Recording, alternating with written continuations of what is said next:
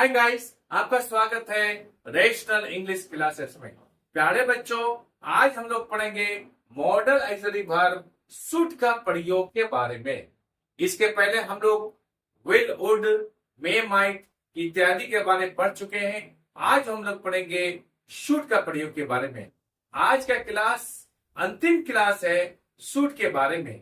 आज का कंसेप्ट बहुत महत्वपूर्ण कंसेप्ट है, इसलिए आप वीडियो को अंत तक देखिए ताकि कंसेप्ट को अच्छी तरह से समझ लें।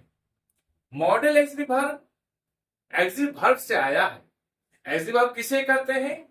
जो वर्ब मेन वर्ब के साथ मिलकर के tense, mood, voice, negative, interrogative बनाने में सहायता करता है, उसे हम लोग ऑक्सिलरी वर्ब कहते हैं।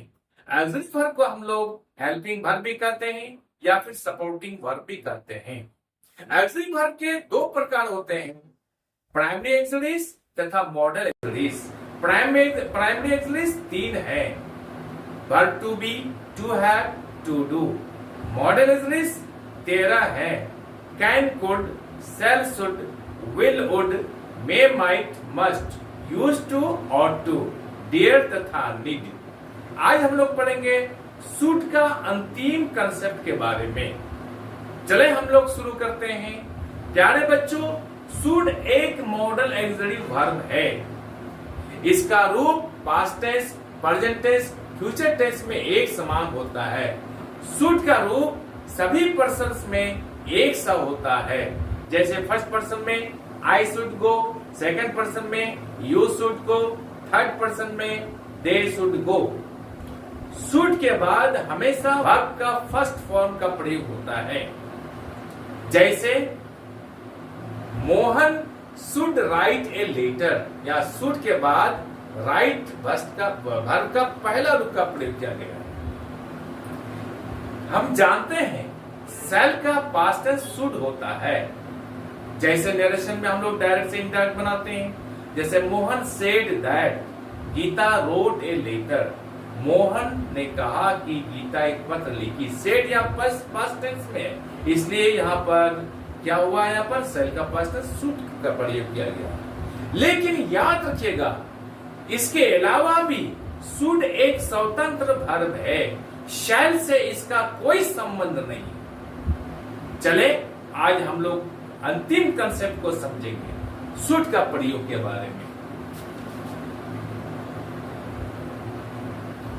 मॉडल ऑक्सिलरी वर्ब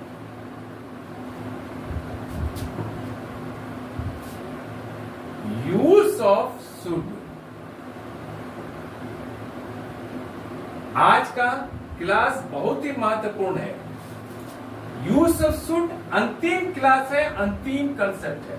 कंसेप्ट क्या है याद रखिएगा, यदि शुड के बाद हैव प्लस वर्ब 3 का प्रयोग हो, अर्थात पास्ट पार्टिसिपल वर्ब का प्रयोग हो। शुड के बाद हैव प्लस वर्ब 3 अर्थात पास्ट पार्टिसिपल का प्रयोग हो, तो इससे यह पता चलता है कि पास्ट टाइम में कोई काम पूरा नहीं हुआ है या नहीं हो सका है। फिर कंसेप्ट को समझ लीजिए।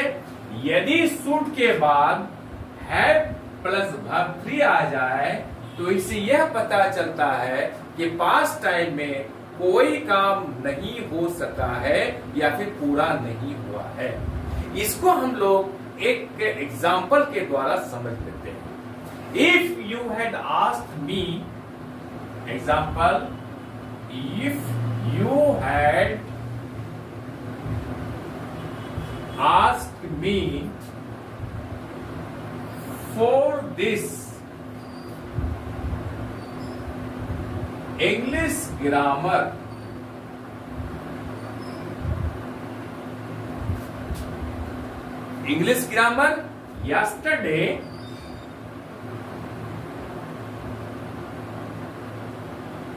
yesterday, I should have given it to you.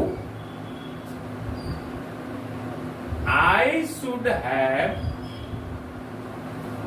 given it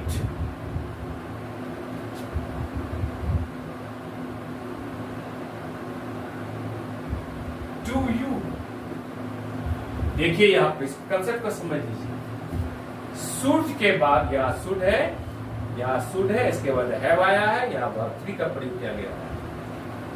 if you had asked me, यदि आप मुझे बोले होते, for this English grammar yesterday, इस इंग्लिश ग्रामर के बारे में, इस इंग्लिश ग्रामर के लिए कल, यदि तुम हमको बोले होते तो क्या करते? I should have given it to you, तो मैं इसे तुम्हें दे देता। इसका अर्थ ये हुआ, ना आप कल मुझे इंग्लिश ग्रामर के बारे में बोले, ना मैं तुमको दे सका। समझ गए? यानी काम के नहीं होने के बारे में पता चलता है। If you had asked me for this English grammar yesterday, यदि आप कल मुझे इस इंग्लिश ग्रामर के बारे में बोले होते, I should have given it to you, तो मैं तुम्हें यह दे देता। ना आपने मुझे बोला, ना मैं तुमको दिया। इससे अर्थ ये पता चलता है कि काम नहीं हो सका है। आप बोले ही नहीं तो मैं कहां से दूंगा? काम नहीं हुआ है। तो पास्ट टेंस में काम के नहीं होने के बारे में पता चलता है यदि सेंटेंस में शुड प्लस है प्लस वर्ब 3 का प्रयोग हो। इसको समझ लीजिए अच्छी तरह से। ये कंसेप्ट आई एम श्योर कि आप समझ गए होंगे। प्यारे बच्चों, आज हम लोग यहीं तक रखते हैं। आपसे रिक्वेस्ट है कि चैनल को लाइक और सब्सक्राइब कर दीजिए तथा बगल वाले बेल आइकन को दबा दीजिए, जिससे कि हर आने वाला वीडियोस का नोटिफिकेशन आपको मिलता रहे। इसके लिए आपका मैं सदा आभारी रहूंगा। बाय।